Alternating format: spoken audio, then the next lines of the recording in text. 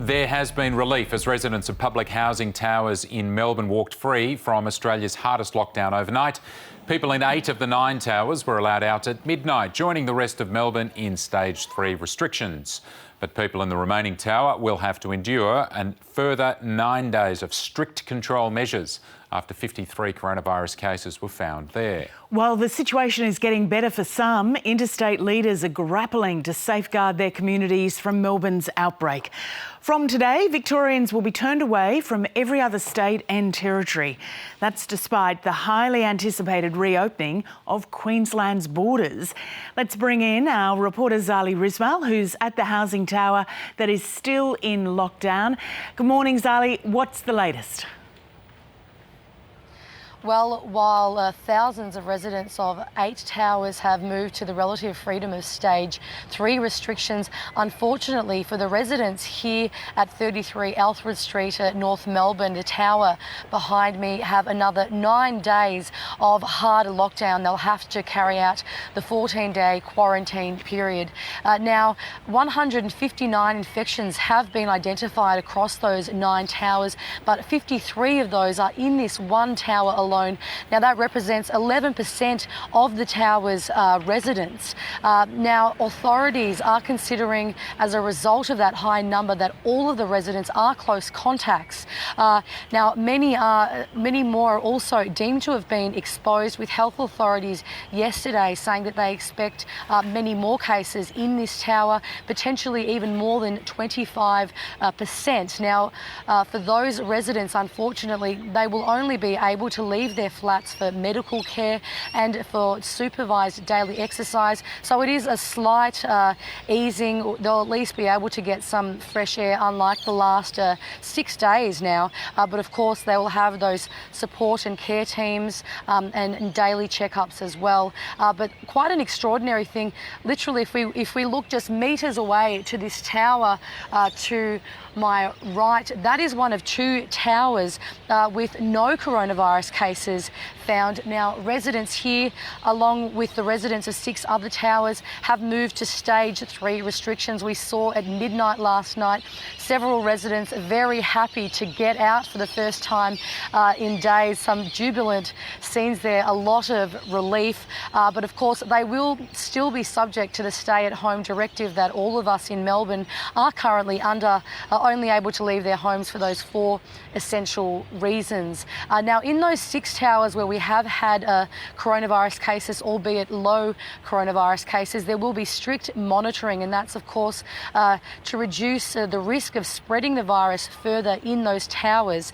So there will be heightened cleaning, deep cleaning of those communal areas every day, and also cleaning of those high traffic areas as well. Now, another thing that the government came out with yesterday is that positive cases and their close contacts in the towers will be strongly encouraged to leave those towers and move to hotel quarantine. Now, that won't be a requirement, but it will be strongly encouraged. And if residents do choose to do so, they will be moved to hotel quarantine by paramedics. All right, and look, we talk about masks almost every day, Zali, but the advice does seem to shift a little. What are we being told now? That's right. Well, yesterday, the country's Deputy Chief Medical Officer, Dr. Nick Coatsworth, indicating a slight change there with a new advice that, of course, while social distancing is king as a tool to try and reduce the spread of coronavirus, where social distancing isn't possible, surgical and cloth masks are now being recommended. Here's some of what he had to say yesterday. You have to leave your home for any of those reasons for which it is permissible, and you are likely to find yourself in a situation where you cannot maintain 1.5 metres distance, it is advisable to be covering your face with a mask. OK, we'll stay in touch with you through the morning, Zali, as those in those towers are able to wake up on this day and have a little bit more freedom. We'll take you to the north now, where Queensland is opening its border to everyone but Victorians. Sarah Cumming is in Coolangatta for us. Good morning, Sarah. What can you tell us about what's happening there today?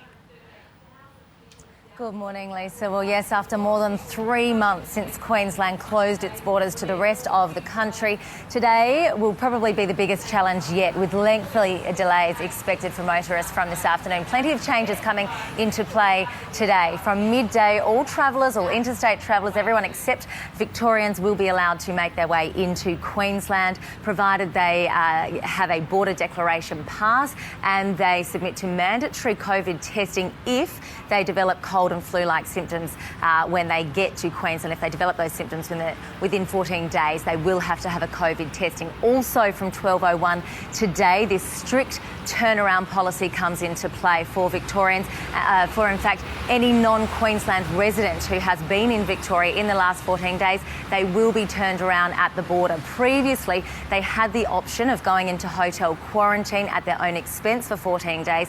That option is now off the table. So from midday, that comes into play. So very strict conditions coming into play from midday, but we are expecting a big build-up of traffic as well at these borders from midday. Police say that close to 250,000 passes have been applied for these border declaration passes, so they are expecting a heavy volume of traffic from midday. They're warning motorists to expect delays of up to 2 to 3 hours. Traffic crawling back for 20 to 30 kilometres is possible, so they're warning people to pack water and snacks and plenty of patience. Hey, that's a fun way to start a holiday, but then you get into Queensland at the end of it. We're going to have the Premier on the program in just over 20 minutes, and I'll put these questions to her, but any idea how long these borders will stay shut in this way, certainly to Victorians and to others needing the border passes to get across? Look, it's really, I guess, a day-by-day prospect at this stage, so certainly no indication of how long these restrictions will come into play. We heard from the Chief Health Officer yesterday who said, given that we are opening up our borders now, she does expect to see more cases of coronavirus, but she says the state is well prepared to manage those outbreaks. We will see more coronavirus testing clinics pop up, so authorities do expect to carry out more testing. So I guess it just really remains to be seen as to what happens once these borders open, as to how long these conditions remain in place. Now, the tourism operators there have been pretty cranky over the last 3 months. What are they all saying today? Oh, they certainly have. It's really been a very frustrating and difficult time for all of the business operators, the tourism operators. You know, the border checkpoint behind me here in Coolangatta runs straight through the middle of town, you know, so you've got businesses on one side in New South Wales, businesses on the other side in Queensland. So it's just has been a logistical nightmare, as you can imagine, for many businesses and tourism operators. They really have been struggling. There's been a lot of pressure on the Premier to open up these borders. They have been closed, as we mentioned, for more than 3 months, I think around 15 weeks. So that is a long time, a lot of disruption for many business operators. So they're certainly feeling a sense of relief, also a sense of, I guess, trepidation as to just how things will go over these next few days. We, have been warned of chaos and traffic congestion for the next 3 days. So people are sort of holding their breath just to see how it all goes. But they're very hopeful that we will sort of get back to some sense of normality soon. Okay, Sarah, thanks for all the detail.